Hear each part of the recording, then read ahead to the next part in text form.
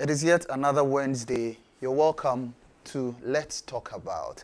Let's Talk About is your midweek Christian program which comes to you live from Trinity United Church here in Legon on the premises of Trinity Theological Seminary in Legon, Accra. On Let's Talk About, we talk about the Christian life, everything that affects the Christian. And today, what are we talking about? Go ye therefore and make disciples of all nations, baptizing them in the name of the Father, Son, and the Holy Spirit, and teaching them to do and obey all that I have commanded you. And lo, I am with you, even into the very ends of the world. This was the instruction as Jesus gave in Matthew 28, 19 and 20.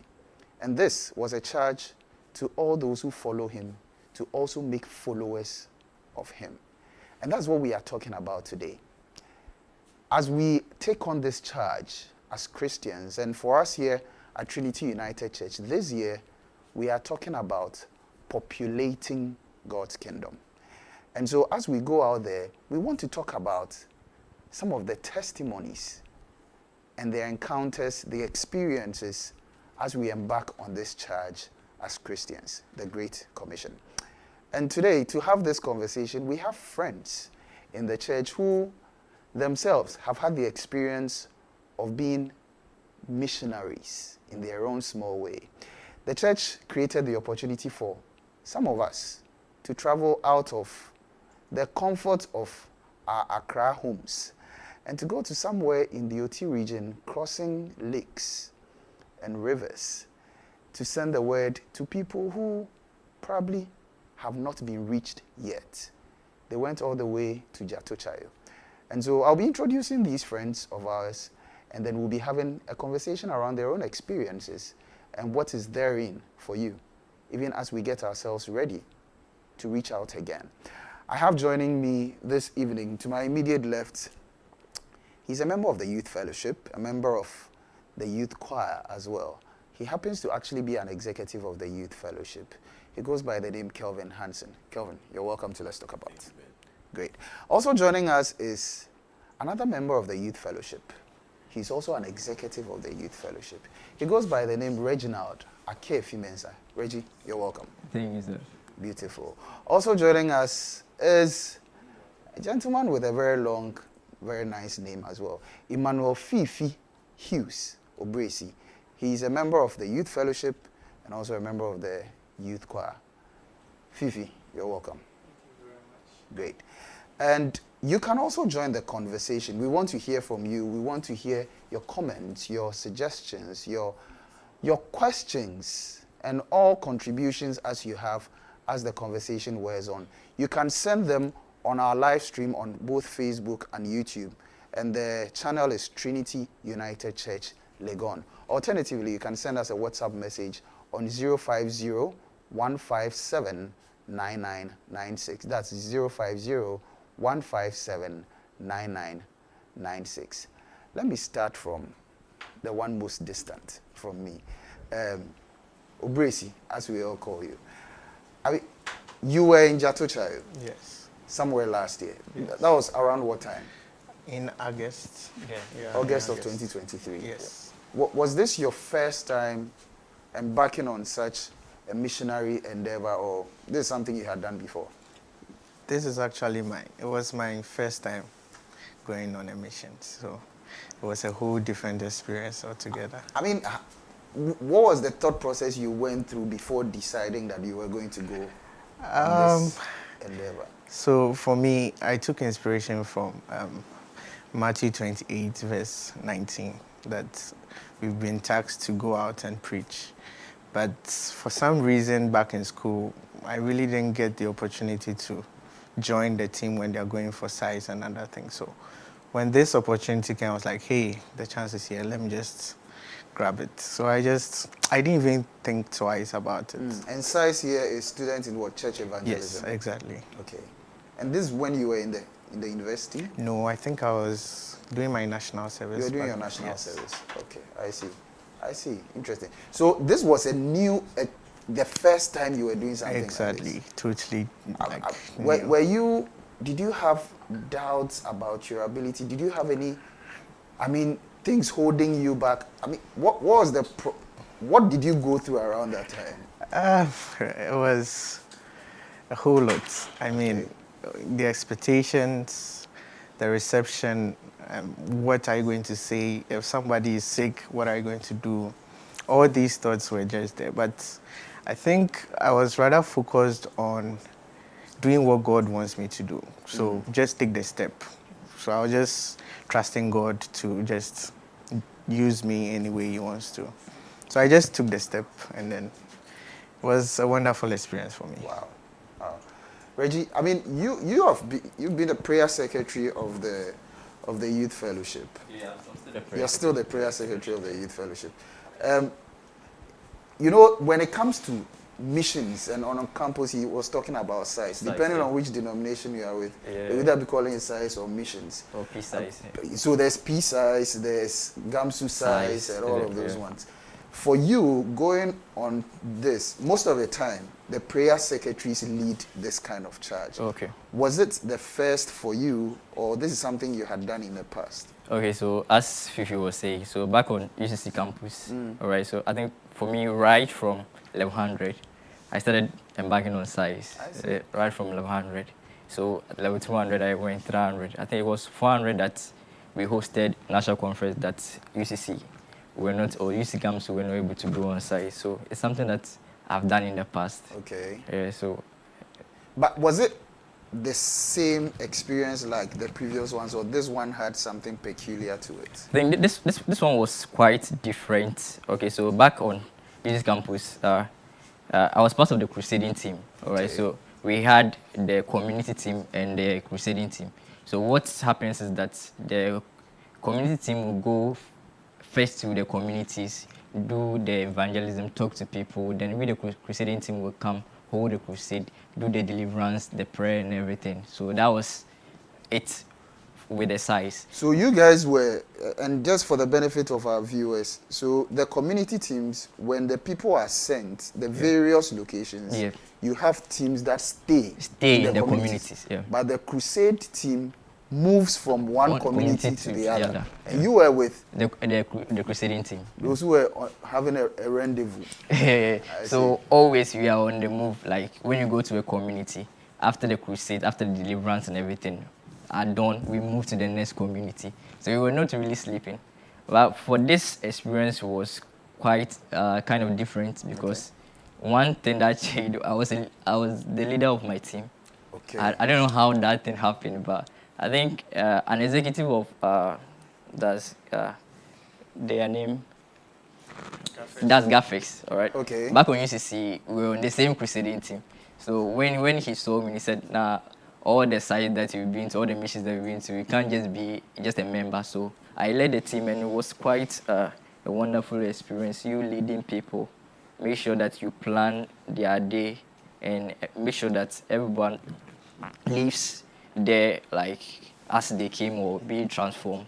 Because I think it was quite challenging also. Yeah. Because leading people, it's never easy. Yeah. It's not really easy.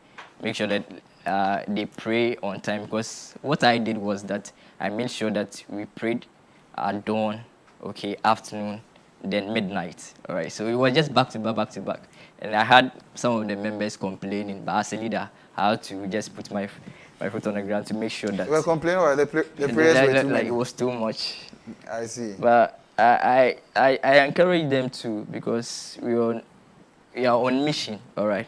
There's something that we are going... In as much as we are spreading the word, we need also pray, back the word with prayers. So. I'll be coming back to further details of the respective experiences. But let me come to you, Kelvin, as well. I mean, for you, was it like the case of Fifi, or it was like the case of Reggie? Well, mine was more like Fifi's. Okay. Last year was my first time ever going on any mission trip or even thinking about something like that. I see. I think 2022, I heard about it, but I was like, I'm not going. So this year, I said that there shouldn't be any excuse. So I decided to try and put things in place so that when the time came, I could go. Yeah. So around that same time, I was also finishing my master's degree, and also had to do a lot of work. So I had to like cram a lot of things into that period. So even the day of the gathering to prepare for the missions, I was doing my project work in that morning. So I finished that morning. But I want to join the rest of the team. So I wanted to make sure that if God asks me, I say, "Oh God, I've done my part." I just want to settle that score. Yes. Yeah. I can relate with yours. I remember somewhere in 2012, we were going for P size back then, KNUSD, and I had some project work to complete. We were going to Wiamuasi, somewhere in Wiamuasi in the Ashanti region. Okay. I think there's Asante Achim Okay. area there, and I had to finish last minute, so the preparation ahead of the size itself, I missed some of the days. I joined the team in the latter days, and then we did the trip. So I was part of the last batch to eventually go. I mean, each one of you has a unique story, no matter the similarities. For you, Fifi, and I'm coming back to you on the preparation. It was new for you. How did you ensure, or how did the team help you to become ready for the grounds? Okay. So I think before we set off, we had a 3-day training. I think in Legon, Volta Hall. Yeah. So we were like prepped through the process, certain situations that you are likely to meet. I mean, evangelizing to Muslims, all kinds of people. So we were made ready, literally, to prepare. Anything can happen. What to do when they bring food, what to do when they reject you, and all of that. To my surprise, also, I was also selected as a team leader. And I was just saying to myself, in fact, this was a very difficult thing for me to take a step. I took the step, and God, you are making me the leader. I don't even know my team members, so I had to, you're a leader, you have to hide certain weaknesses so that your people don't. So it was quite interesting, but I had to move into the character. I had to become the character, because you are the leader. You can't just tell your people, hey, I don't think I can do this thing. I mean, what message are you passing to your people? So I think that sort of conscientized me to be ready for it, because you are the leader. So, but I mean, the preparation that was given you ahead of going to the grounds, when you got onto the grounds and now having to lead the people, did you get the sense that it was sufficient for the kind of things you had to deal with on the ground? For me, being a first timer, I wouldn't say it was fully sufficient. Okay. Because I had some real cultural shocks. Okay. And that alone was something different. Talk to us about some of those Example was the food. So we got there, I think, late in the evening, like 10 o'clock. 10 p.m.? Yeah, 10 p.m. We got there and we met the chief. We did all the pleasantries and everything. Sit down, oh, food is coming.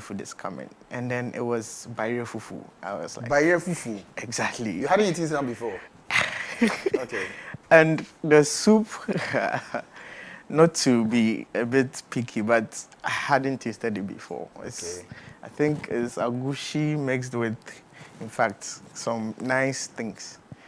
And I remember one of my team members was like, Charlie, this food there, I can't eat too. So I had to tap her and be like, hey, you want them to accept you, you have to take what they give you.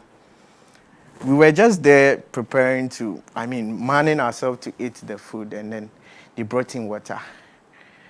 When I saw the water, I just knew it's not the water we drink in Accra here. It's full of, let me use the word, impurities. I see. You drink it and then you feel like, yeah, this is water. So you can taste the water. You can taste the water, actually. So I took it, as the leader to start everything.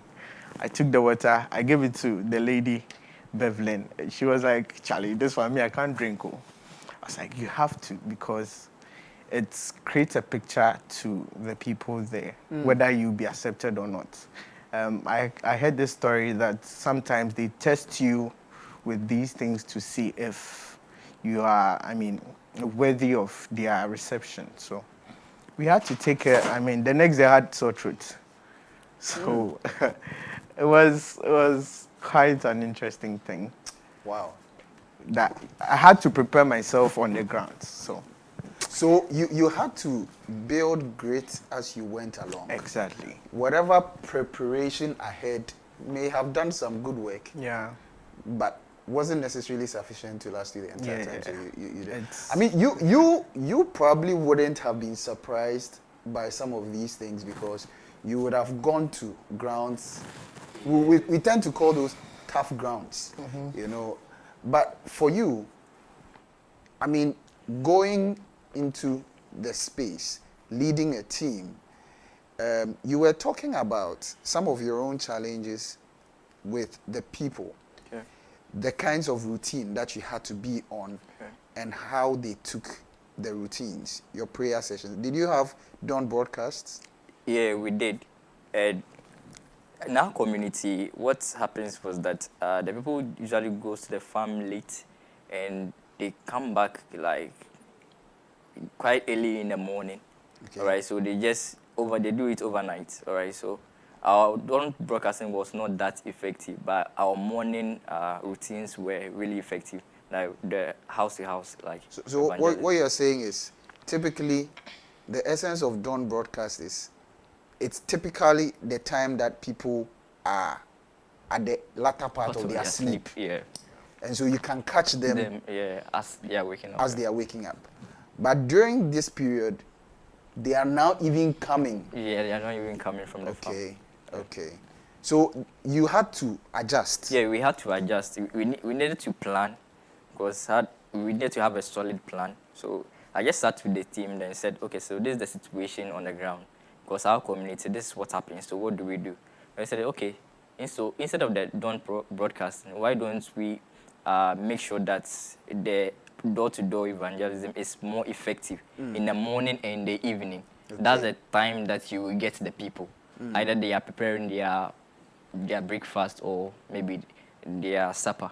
So I think that was some of the plans that we laid down as a team. I see. For you, I mean, were you in any of their teams or you were also in a different team? Oh, I was in a different team. You were in a different Yes, team. please. Share your own team experiences with us while you were on the ground. Okay, so my team, we were 5. It was I, Auntie Esther from the church, Trinity, and 3 from Gaffes. Okay. Yeah, from the university. So you sort of have to be the bridging the gap between Auntie Esther and the youth. Okay. So you can't be like them, you still can't be like her. You have to be balanced in your approach. The challenge was So that... you were the intersection between Trinity Yes. and the youth. In university, yes. University Okay. students, yeah. Now the challenge was that we were sort of in charge of 3 different communities, and each community was about 2 kilometers from the other. 2 kilometers Yes. from each other. Yes. So So you did a lot of legwork. oh, we worked a lot. That's good. We had to really, really work because it was necessary. That's the first thing. We had camps, so we had to do our work. The next thing is that when you come to these camp communities, they notice that there's somebody here, like who has come around. So now you have to announce yourself officially to them. So we have to go to each community, look for their leaders, and say, okay, we are so and so. We've come here to evangelize. Over the next few days, we'll be coming here to talk to you guys. Now, because of this distance, we couldn't be doing dawn broadcasting. So we wake up early, then we start moving. Unfortunate thing is that some of the roads were quite bad. To the community, they will say it's a 10-minute walk. You walk like 30 minutes. Because the road is bad. Motor King can't pass there. Okay. Motor King tried to drop us and he got stuck there. So you have to walk through mud. It was bad. It was very bad. But you have to do that. Did you lose some of your shoes? When you came back, you had to throw some of the shoes away. I have one shoe still there, it's condemned. The lady we were with, her slippers got torn. A lot of them got torn due to the walking here. So we'll go to each community, each pick a day, then go and do the door-to-door over there. Yeah. each community. So there was one called Adan Kope and Dodoi Kope. There's another one. I think I forgot the name of that one. But each one had their own quirks. So Adan Kope is almost like Adan away from Adan. Okay. The other one was Volta region away from Volta region. Okay. So they're always living there. Yeah. So their systems are different. Okay. Their dance are different. Okay. And where we stayed was Asumdwe Ekra. They are more Ekra. Ekra. Ekra.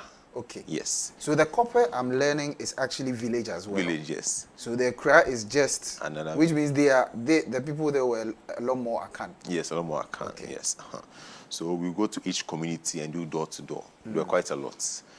So along the way, the most important was to always keep the leaders keep them informed. Yeah. Because if they change their mind, you are out of there. So every time we went there, we had to make sure that at least we endear ourselves to them. First, evangelize to the community before you go back to them and evangelize to them. So, for example, on our first few days when we went there, you go and meet all the community leaders. There were quite a lot. So you have to wait for them to go and call. This one is fishing. This one is the assistant. I don't know what you call it, the king regent. Was a fisherman. I think the king had just died. Okay. So somebody was just standing, taking his stead. He was fishing at the time we went to get him. You have to go and call this one. He stays another village. So it was a lot of waiting and walking. But once we got their acceptance and they told them why we were here, they gave us free reign to just do what we had to do. So we had a chance to always do the evangelism door to door, and they accepted us. They were quite kind to us. That's beautiful. Yeah. Well, did any of you get the experience of resistance where you were not being accepted? Did any of you during your experience have such?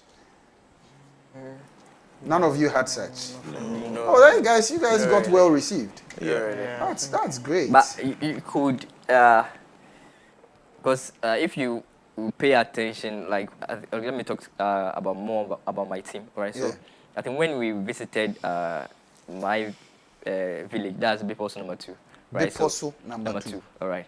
So we went to the chief. The chief received us well. Then they took us to one man who tends to be the chief priest. All right. Oh. Yeah. So we went there. They took you to Baba Faku. Yeah. They took us to Baba.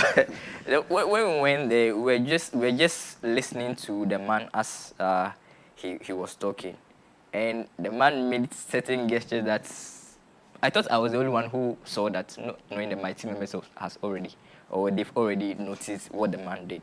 So when we went to just advise ourselves that, okay, maybe these people are receiving us physically, but let us pay attention. Let us strengthen ourselves as we are there, more prayer, and also we spread the word as we are there. So these were the things that we faced. We just have to be vigilant, all right? You just have to discern, because you can't just go there and just move out about anyhow. You need a spirit of discernment as you are on the ground, because you're able to perceive that, okay, this is this and that and that. And at the end of the day, before I left, all those things that we saw earlier were manifested. All right. I see. So we'll be coming to the testimonies, and that will be the second leg of the conversation. But, still on this issue of the people you meet there, issues around resistance, one of the things that tend to be of great concern to many embarking on such missionary work is the attacks, especially the spiritual attacks. I mean, for some of the earlier missionaries who came to our shores here, some of them had to deal with physiological attacks because the mosquitoes, they dealt them heavy blows. Some of them died, a lot of them, and all of that. A lot of people are concerned allowing their wards, their relations, to go out there because it is their feeling that, you see, one koka obonsama on mekau, so stay your somewhere. I mean, what was your orientation around the issue of spiritual attacks, and how did you get your teams prepared for that? Let me start with you, Fifi. So, for me, I'll share that experience. I just decided to do it because I felt I need to do it. But one thing that carried me through was God brought you here. So there's no way he would allow it. Of course, you have to apply wisdom as well. So that was at the back of my head. And when we got there, we spread the observations, our work to each other so that there is division of labor. So the prayer secretary was like, we should pray and break the grounds before we start anything. So I quite remember we went to, they had a school park, and then we prayed throughout the whole night. And it was quite an experience. You could feel presence all around you. And it's not as if you're in church that you know, there are Oshakra and Amhonti. There are no spirit. I mean, you could. So it got to heavy. Yes, you could get to a point where you could sense fear in our prayers. Because, I mean, we are all trying to, power ourselves, but we are all scared, sort of. But I believe God works in mysterious ways. Whilst he has sent you there, he will always make provisions for you. So we prayed. We knew nothing will happen to us. We knew the food, we are okay. We were prepared, we are alert, and I think that is what kept us going. I see. Basically. Kelvin, what was your own experience around those? The spiritual Yes. matters. All right. So, I mean, I wasn't surprised. That's the right one. I knew something like that would happen. So I didn't pretend as if, okay, if for example, I had a dream about a snake, so weird things, I don't really remember what, but I wasn't too shocked by such matters.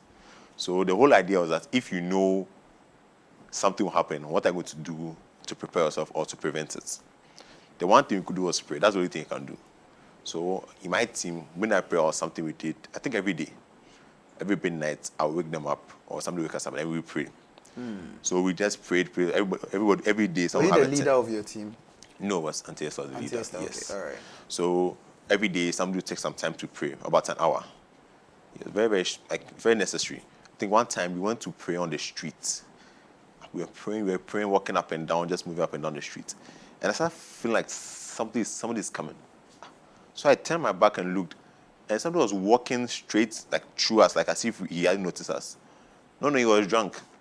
I went to booze and was coming back home at midnight. So as I pray, he just walking through us. He doesn't even notice we are there. And I was like, wow, this is very, very strange. So we just kept praying, no matter what. The food was strange. The fufu, I didn't eat something before in my life. I had to eat it. The water, the first time one day I drank the water, it was clear. Next I realized it was rainwater. You realized it was rainwater? That's the cleanest water we drank the whole time there. The rest of the time was very, very dirty. And I was like, okay, I'm here, so what should I do? I just accept what I have to do and just power through. Yeah, so the spiritual attacks, it will come, but God sent you there. Sure. I think the final night of our preparation, us we were prepared for a long time. And in the final 30 minutes of it, there was this manifestations of the presence of God speaking through people. I called you here, I'm sending you there, why are you still scared? Those kind of things were coming. I was like, okay, then God is going over, so we don't have to worry. Yeah. Beautiful. Beautiful. I'm sure you have a lot to say. But just hold that thought.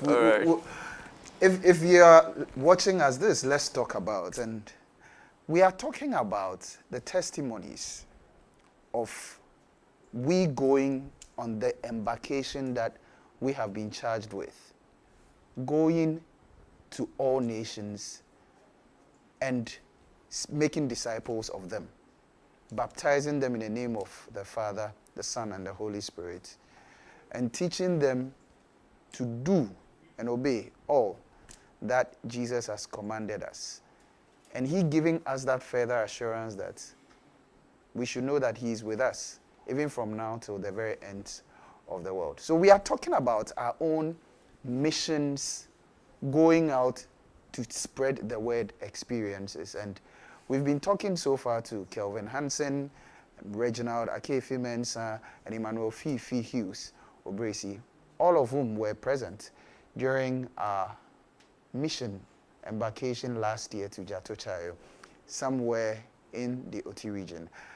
My name is Benjamin Ofead. We're going for a quick break. When we are back, we are continuing with the conversation. We'll be focusing a lot more on the testimonies, the special stories that have to be told from the grounds. This Let's Talk About. Stay with us. We'll be right back.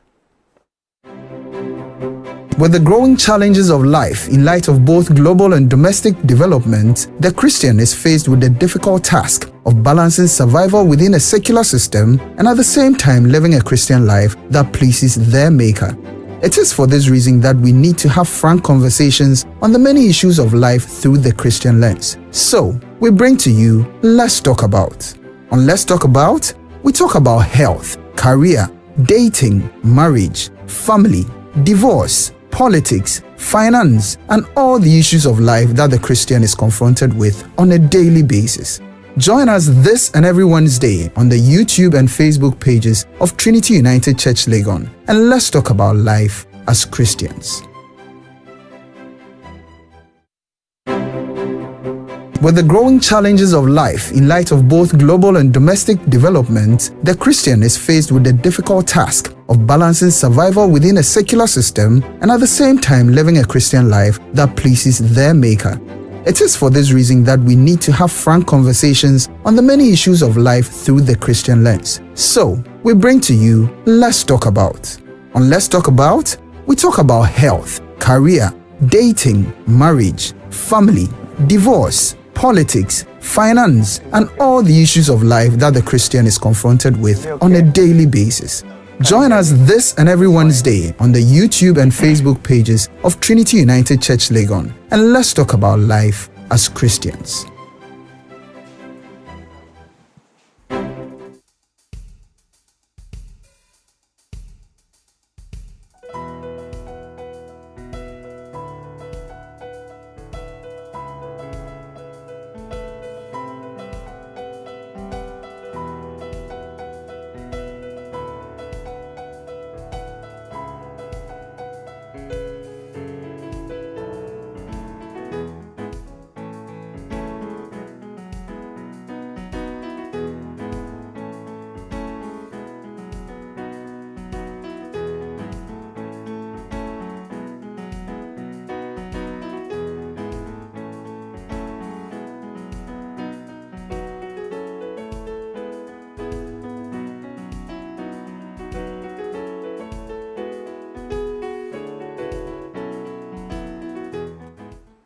You're welcome back to Let's Talk About, and Let's Talk About is coming to you from the Trinity United Church Legon here on the premises of Trinity Theological Seminary in Legon, Accra. This Let's Talk About, and today we are talking about the life and testimonies of missions outreaches, and we've been talking so far to Kelvin Hansen, Reginald Akefi-Mensah, and Emmanuel Fifi Hughes Obresi, all of whom were present at the Trinity United Church and GAFES joint outreach that we had somewhere in August of 2023 to Jatochayo in the Oti region. Before we went for the break, Reggie, we were talking about the experiences around spiritual attacks. What was your own experience? Okay, so I'll be dwelling more on the team, on my team. All right. So I think I had quite a number of experience. Like my team members were also experienced when it comes to missions. And as a leader, I had this notion that in every territory, maybe there is something that is dominant or dominant in that territory. There's something that is heading over that territory. If it's not the Spirit of God, there needs to be any other spirit. All right. And when we go to the community, realize that these are idol worshippers, okay? People who are into sacrifices and every stuff. Like even the house that we were in, realize that this white thing that they carry, they buried it in the center of the house. They had a god hanging over there with some sacrifices down. So when you go there, nothing will tell you that these people are serving something else apart from God. All right. So I just told my team that there's nothing too hard for God. God has called us to this place. All right. But surprisingly, the first week, I think the first 2 days, I was sick. Yeah. As the leader? As a leader, I was sick. But thanks be to God, it didn't really put me off because I knew why I was there and I was leading the people. So we kept on going, then praying, and thanks be to God. Like, I think the testimony that are coming out of that village, it's even before I left, the healing and everything. I think God did something that is marvelous, or had his own way. And this was Beposu number 2? Number 2, yeah. I see. So now let's dwell a bit around the testimonies. Right. I mean, Scripture makes us understand that testimonies will follow them that go. So you went, Yeah. all right?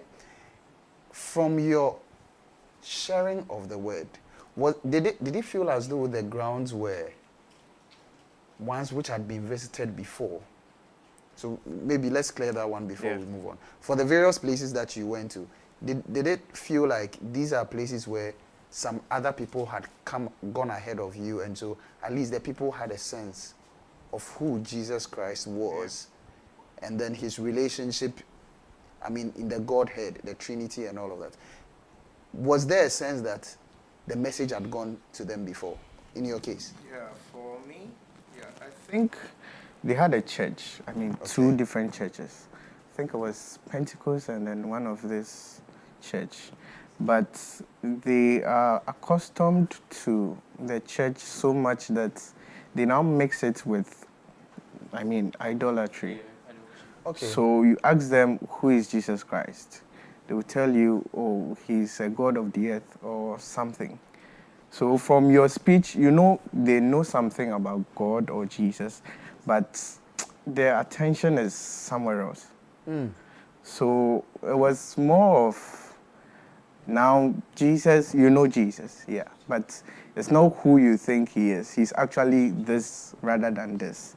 Because most of them, for me, they bury their people in their houses, so they believe, I mean, they have a lot of beliefs. The ancestry. Exactly. So it wasn't really like they don't know God at all. It was more like they know God, but not in the right way the Bible teaches. So Okay. Was it the same case with you, Kelvin? Oh, yes. They were not idol worshippers. They were Christians. Oh, they were Christians. Most of them were Christians. Okay. Just that they didn't understand what they were doing. So what I always did was I always ask them, what do you know about God, or who is Jesus? And they'll give you strange answers. It's not like, as you said, Jesus is a God of the earth too. You say, oh, Jesus, oh yeah, maybe, but they are saying to me, can you, like, yes, like they don't know how to express. He's some God. Yeah, they just don't know how to express who he is. So now the issue is now, okay, now I have to teach them the basics of Christianity, the doctrinal basics. So most of our outreaches were basically that you have to teach them apart from, I think, the community leader, who at least, I think, could read. He had been in Accra, he stayed for some time in Accra, I think the 80s. So he actually had some basic understanding of the Bible. He could read the Bible. So he was asking us questions from the Bible. The rest of them couldn't read. Most of them only said what they were told in church. They didn't have schools where they were. There are schools, but I mean, the schools, if you start all the schools, we'll finish right now.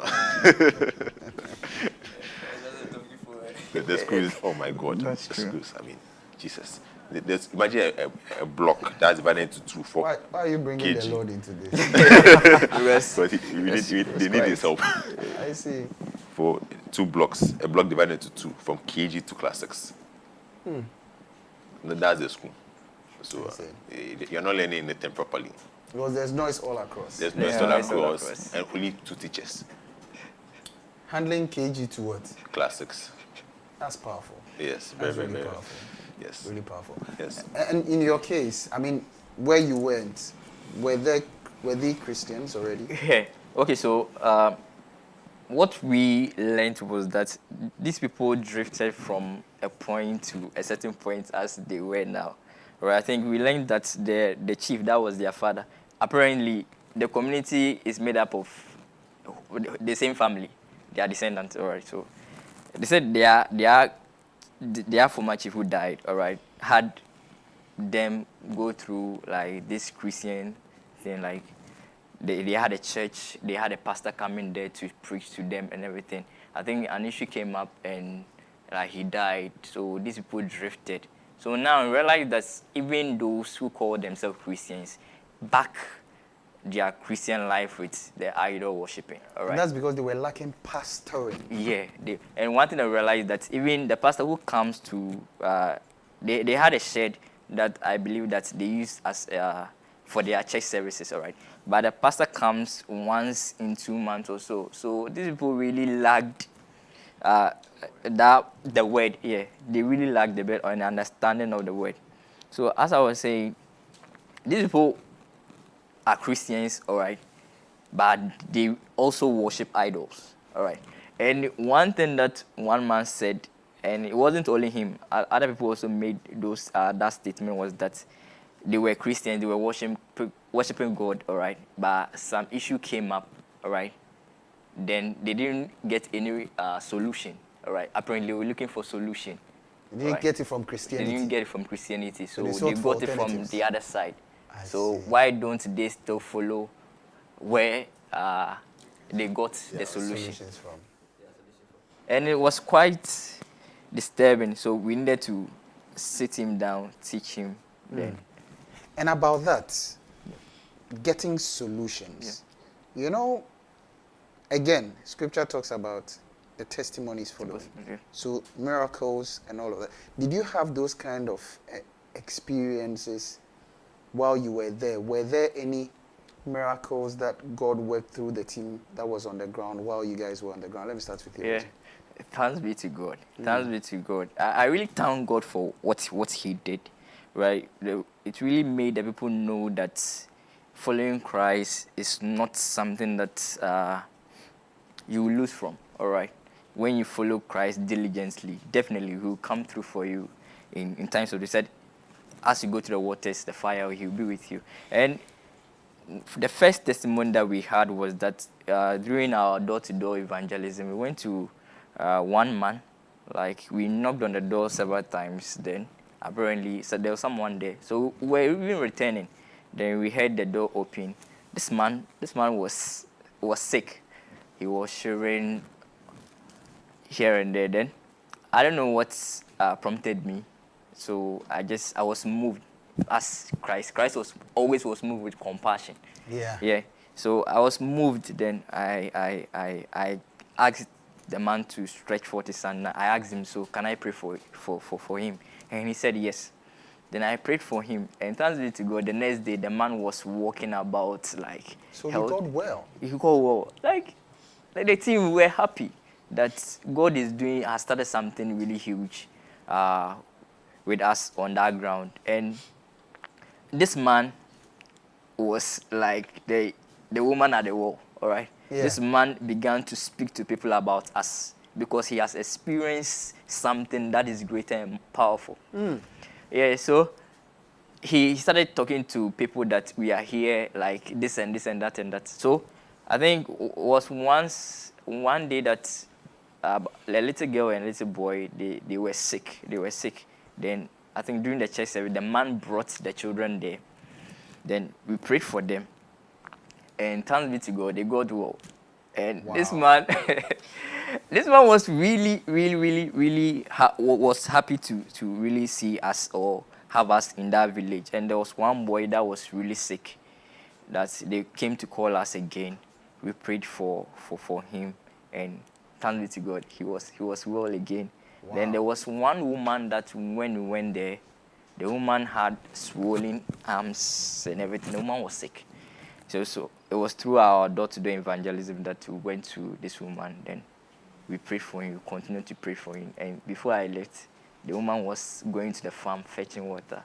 And I was really happy because these were the things that God worked through us. And it's really something that when I think about, like, I'm really happy. Yeah. Me sitting here, I'm excited about it. You know? So I can imagine you being the ones on the ground, being used by God to do these things. At least 5 people were healed. For how long were you at the place? Okay, for me, I was there for 2 weeks. 2 weeks. So apparently we were supposed to be there for 3 weeks with the Gavis people. Yeah. And I think TUC made an arrangement for us to be there for 1 week. Yeah. But because I had extra time, so I just did the 2 weeks and I came back. Yeah. Because of the youth camp, I had to come back. Yeah. Wow. After 2 weeks. So 2 weeks, about 14 days. Yes. So you average about a healing per every 3 days. That's powerful. Yeah, that's powerful. That's really, really No, powerful. It's really powerful. Obrezi, I mean, did you Yeah. have such, I mean, testimonies in your space? What were your own testimonies? Yeah, we did. But I would take it from the aspect of access to men. So when we got there, they had no lights, no network, no water. And I was like, no, this can't be happening. Who is the MP here? So Who is the MP here? Yeah, so I started asking questions. Who is the MP? I see. We got connected to the assemblyman. Okay. I was like, I want to meet the MP. So That's right. I think I stayed there for a week. So personally, I started the initiative, but I didn't get to meet the MP. But they went to meet the MP. And they poured out their problems and why there are no lights and other things. And I think it was, I mean, to meet an MP in such an occasion, it takes a certain level of It was pace. big for Yeah. them. So that is one. I think another time we were having service, and then one of our team members, Bevelyn, Yeah. out of nowhere, she just touched someone and started praying. So she was like, when we were closed and we were going to pray, she was like, I don't know what came over me, I just did it. So She we're touched like, someone. yeah, just and started, she started praying. Or that just like someone that. started praying. She started praying, just like that. So we slept the next day. We were just there. Someone was like, please, someone is looking for you. The person came with food that, she wasn't feeling well. And then apparently the one she touched was her and she's fine. So she brought food. Wow. So it was, I mean, you have to also be calculative of the way you eat. So in as much Yeah, you have as to there be. is food. And I think another testimony was a language barrier. The language they speak, I mean, they are totally different. We had to learn the language. I see. So What language was that? is it Mampusi? I think it's Mampusi. So we had to learn. Right now, I've even forgotten about it. But back then, I used to relate. Is it Mampuli? I think, yeah. The language of the people Yeah, I of think Mampusi. something. I really It forgot. sounds a little bit like Hausa. Okay. It sounds something like Hausa. So we were surprised. I mean, they teach us the language, and we are very able to pick the language like very quickly. I was like, hey, And you were there for just 1 week? 1 week. And I could relate, I mean, introductory with you, then I switch. So I believe the access to men was something that was with us. Yeah. But ours, we focused more on child evangelism Okay. because we noticed the kids are just there, roaming about. The school is just like ours, in Gawe. There's just one block. What's the name of the place? In Gawe. In Gawe. Yes. I see. There's just one block. I think they have about 45 teachers, and they mix them up like that. They just come when you feel like going home, or your mom can come and stand there. You are going to the farm. Teacher can't say anything. Just go. So we spent most of our daytime over there. So we met the kids. I think there was a video we shared. We were doing action songs with them. And I believe we used the kids to the parents.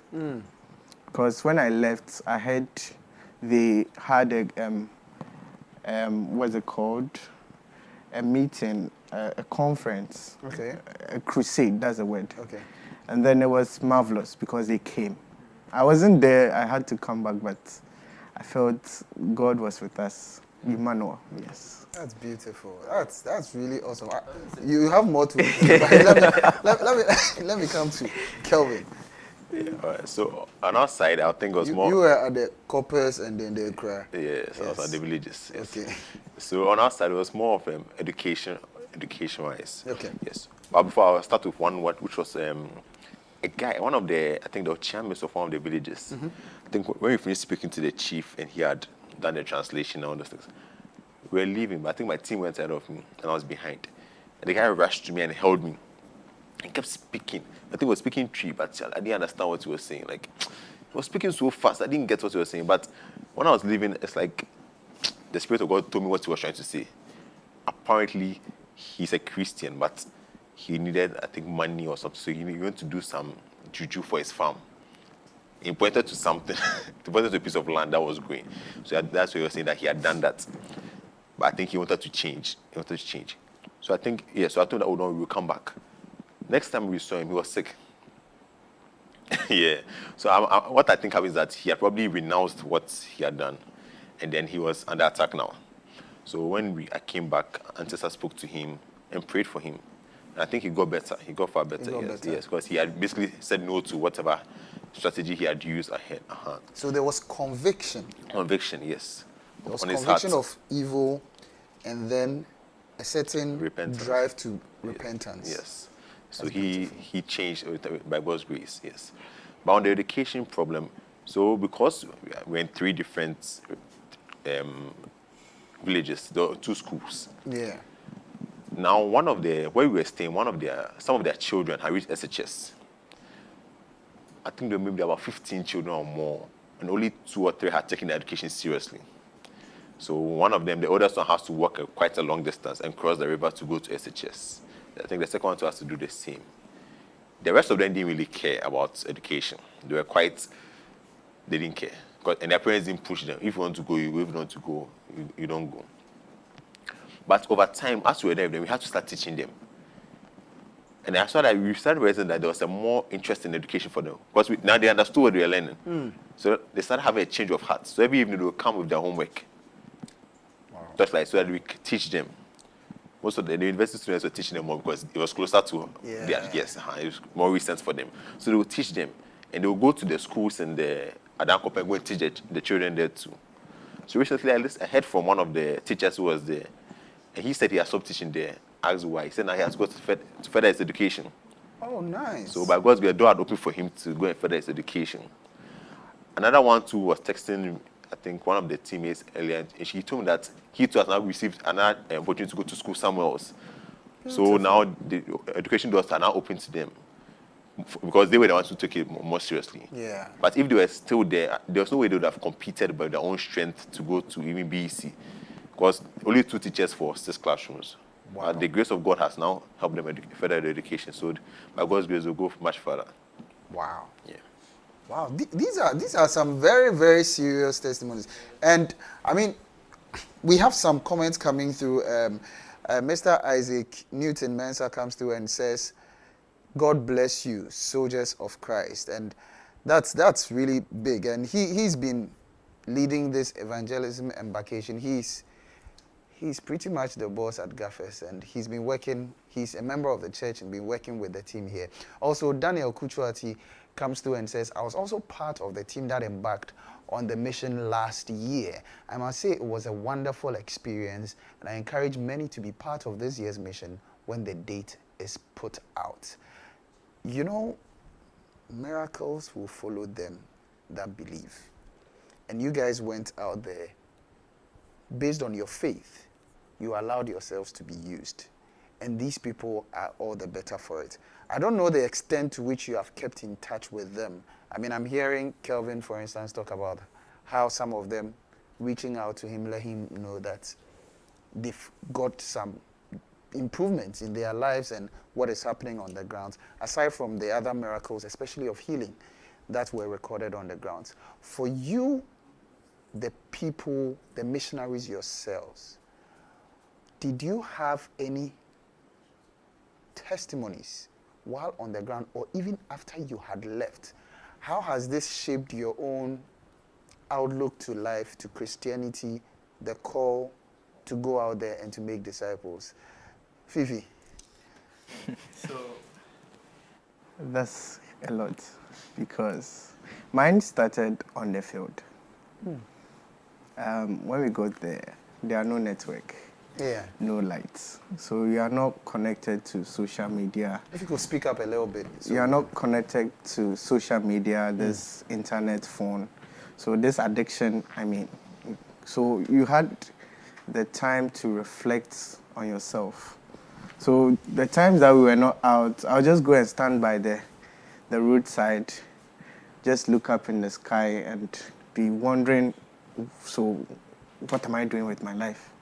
Like, it was a time of reflection for me, yeah. myself. That's true. And it was, I think I still like it. Although there are no lights and the mosquitoes and everything, I mean, it's a different experience. But that led me to a different level when I came back, because I started now to appreciate the little that I have. Because when we went there, the things we were given to, I mean, keep ourselves, we decided to give them some. The next morning, everybody in the neighborhood had something. You could see the kids running away with Milo sachet, and we're like, we just shared this thing last night, and they all have everything. That means they love each other and share. So I started questioning myself, do I really exhibit love in this way? Another one was I had to now go back to God, because I realized, I mean, social media is taking a lot of time. We have 24 hours, but what exactly do we do with it? Here we are, there are people in Oti region, they don't go to school much. Okoye, after BC, they drop out farming. Fishing. Unless something happens and you are brought to Accra, that's their life. When they want, then probably pregnancy, they give birth, and the cycle continues. But then I was wondering to myself, is what like role do I have to play? So I think this has pushed me to another level with Christ, that I want to make an impact in every aspect I find myself. In my workplace, my music ministry, my everything, I want to make an impact in my own small way. So I think that is the drive now I am carrying. Gratitude at the highest, and to pursue for an impact. Content to fill a little space. Yeah. If that will be glorified. That's powerful. That's That's powerful. very, very powerful. I mean, Reggie, your own experience. All right, your own so I personal think testimonies. I'll just start with what Fifi said. All right, so I didn't share the reason why, or the reason I embarked on the missions. I think one Sunday when I came to church, I was going to sit at the back, or like upon just bending to sit, then I just heard in my spirit that Reginald, go for the missions. All right, so I was still contemplating, what am I hearing? Then I said, okay, let me just obey, then go. And it was, I'm really thankful to God that I went, all right, because the experience, the life that I witnessed the people live, it makes you appreciate life. Yeah. It makes you appreciate the things that you have. You realize that these people, they had no light. They had no form of sanitation, like when we talk of. So I was going to ask about sanitary conditions, It was, and especially how the ladies who went with you coped. okay, let me share with you if I'm permitted to. All right, so I think this is more of a joke to my colleagues, like when I share. All right, so early in the morning, I'll just go to one woman and pick an axe. Like that's what we used to dig the ground, so Yeah. for you to ease yourself. And one morning, I went to the house. When the woman saw me coming to the house, now, then just pointed. You just pointed to the on or down. That's going to just pick it. So this we really appreciate life. You really appreciate life. And before that, I was trusting God for so many things, and God has been faithful to me. God has been in terms of job. Because at that time I was not working, and it means that whatever I heard that morning, God has really kept His word. Because me being obedient, so now you know that obedience is key. As they say, delayed obedience is disobedience. Disobedience, yeah. So just need to obey God's word. He has called us into this. It's not for us only, it's for the whole church. All right, God has called us in this field to spread His word. So I believe as the comments came in, we'll be going, I think, in September. When the date finally comes out, I think we should all go out in our Name to spread the word. And God is faithful. So when you obeyed, God took care of the things that concern you. Yeah. Make you His service your delight, and He will make your wants His care. Let's finish with you, Kelvin.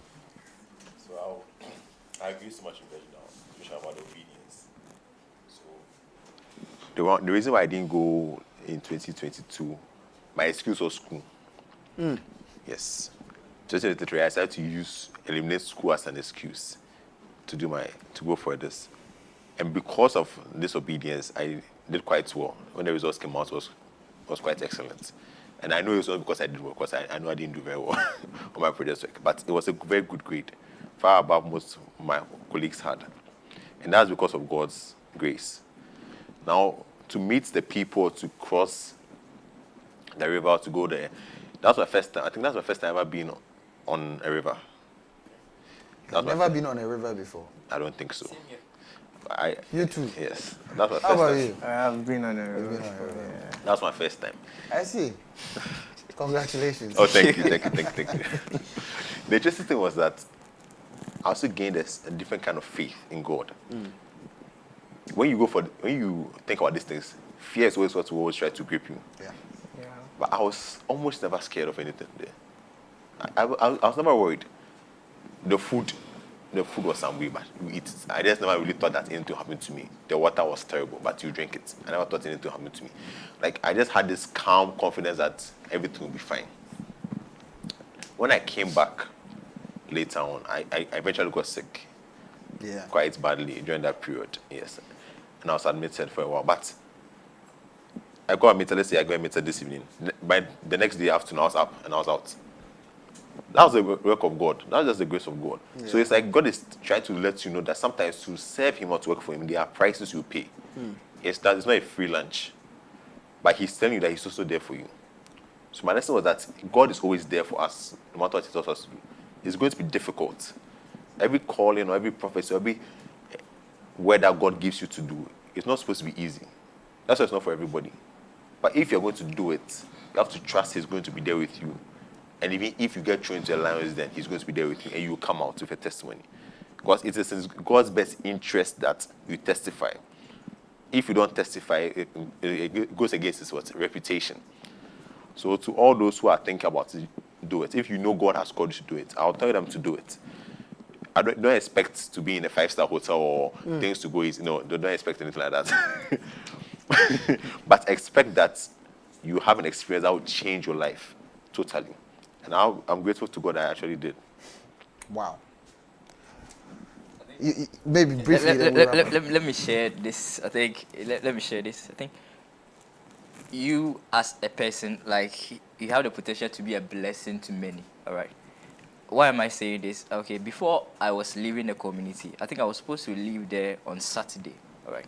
So when I packed my things, like Friday evening, so Saturday dawn, I was just around 3 a.m. to 3:30 a.m. to 4 a.m. I was standing by the roadside, and I was waiting for the bus to come. Apparently, they booked the bus already, and not knowing, one man in the community, okay, had seen me going, all right, and the man was there worried, all right. Apparently, I missed the bus. When I missed the bus, then I came back, and I started speaking to this man, all right. This man started crying, okay, and telling me all the things that has happened in his life and how much blessing we've been to him, all right. Then it dawned on me and I said, there is a reason why I missed that bus. Oh, you intended to miss the bus. Yeah. All right. So I'll say it again. You can be a blessing to many. Don't just sit in your comfort zone. Just move out there. You'll be a blessing. That you yourself, you never thought of that. And I realized that whatever happens, because I get people calling me, Reginald, this is the issue that I'm facing. You realize that still it's in line with whatever God has planned for your life. Amen. Wow. Go ye therefore and make disciples of all nations. First charge. It is an action required task.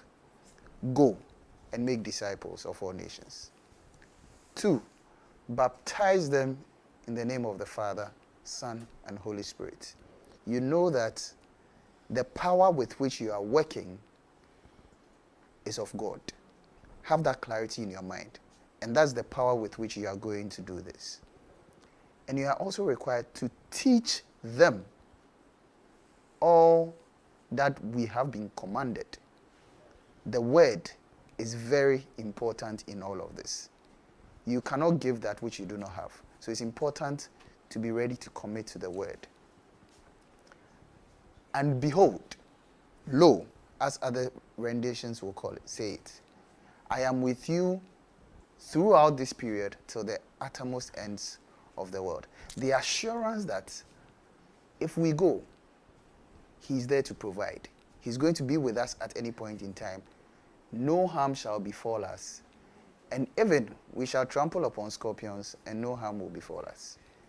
And the team has testified of this. So if in your mind you have ever contemplated it, you have ever wondered, can I do this? There were newbies. Some were new. They went and God worked through them. Some had done it before in the past. They went and God gave them different experiences. What that means is, whether you've done this before or not, you are still being called. So make yourself available. September 2024, the team is going again. Don't miss out an opportunity to be a blessing to somebody and for your own self to be blessed.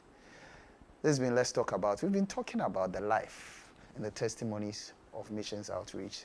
And we've had the pleasure of the company of Kelvin Hansen, Reginald Akefi Mensah, and Emmanuel Fifi Hughes Obresi, who have been wonderful soldiers of Christ, allowed themselves to be used by God.